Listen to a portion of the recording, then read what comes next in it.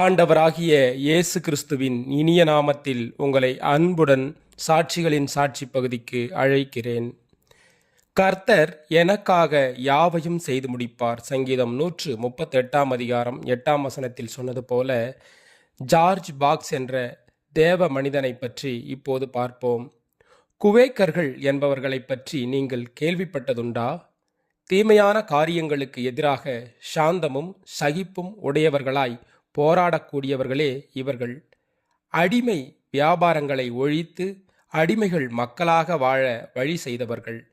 யுத்தம் செய்வது கிறிஸ்தவ கொள்கைகளுக்கு மாறானது என்று கருதி துன்பமும் இம்சையும் சகித்தவர்கள்.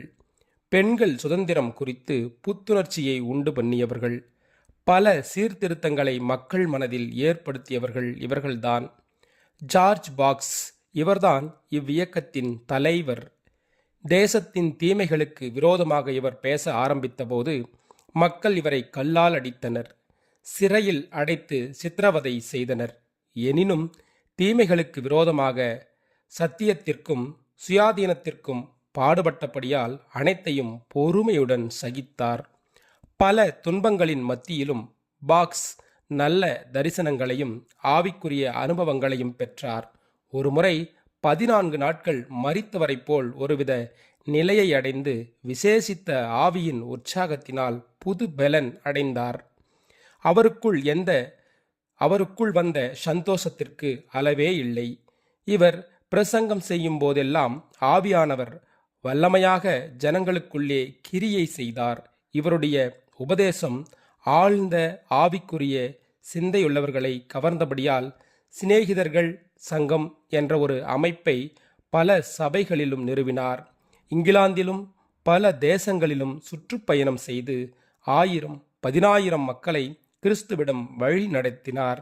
மக்களையே கிறிஸ்துவின் ஆலயமாக கண்ட இவர் பரிசுத்த ஆவியானவரின் அசைவாடுதலை தினமும் தன் வாழ்வில் கடைபிடித்தார். ஒரு மனிதனாவது மனுஷியாவது அப்போஸ்தலர்களைப் போல் வல்லமை உடையவர்களாய் காணப்பட்டால் அது தேசத்தை அசைக்கும் வல்லமையை உண்டாக்கும் என்றார் ஜார்ஜ் பாக்ஸ். இப்படிப்பட்ட மனிதநேயமிக்க மனிதரின் வாழ்வை நினைவு கூர்வதோடு அவரின் வழியில் நாமும் நடந்து ஆண்டவராகிய இயேசு கிறிஸ்துனுடைய நாமத்தை உலகில் பறைசாற்றுவோம். ஜெபம். எங்களை அளவில்லாமல் நேசிக்கிற அன்பு தகப்பனே, இயேசுவின் நாமத்திலே அப்பா இந்த ஓய்வு நாளை உமது கரத்திலே ஒப்படைக்கிறோம் ஆண்டவரே. அப்பா உலகம் முழுக்க நடைபெறுகிற இந்த ஓய்வு நாளில் அப்பா உமது தேவ பிரசன்னம் உமது தேவ வல்லமை இறங்கி ஒவ்வொரு மக்களையும் அப்பா சமாதானத்தோடும் சத்தியத்தோடும் நீதியோடும் உண்மையோடும் ஒழுக்கத்தோடும் நடத்த நீரே கிருபை செய்து அருளுவீராக தகப்பனே. இயேசுவின் நாமத்திலே இந்த நாளை உமது கரத்திலே ஒப்படைக்கிறோம் ஆண்டவரே.